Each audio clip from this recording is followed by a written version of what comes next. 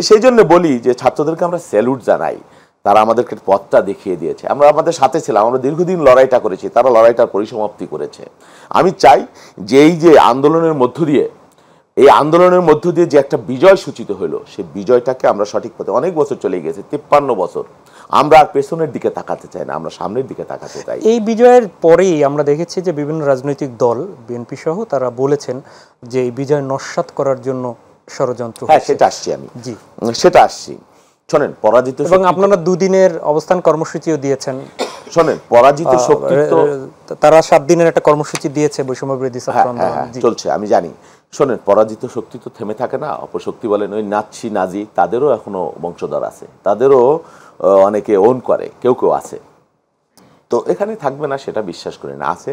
এবং বিশেষ করে ভূ রাজনৈতিক যে প্রেক্ষাপটের মধ্য দিয়ে আমরা অতিবাহিত করলাম সময়গুলা, দেশটা, এই ষড়যন্ত্র তো আছে।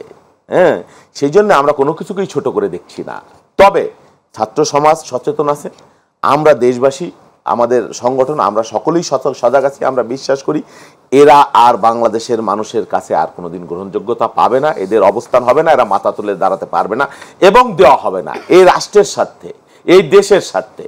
এবং এটাও বলে রাখছি, ভবিষ্যতে আর কেউ যাতে কোনো ফ্যাসিবাদী আচরণ করতে না পারে, ফ্যাসিবাদী রাষ্ট্র প্রতিষ্ঠা না করতে পারে, সেই সমস্ত পথও আমাদেরকে বন্ধ করতে হবে।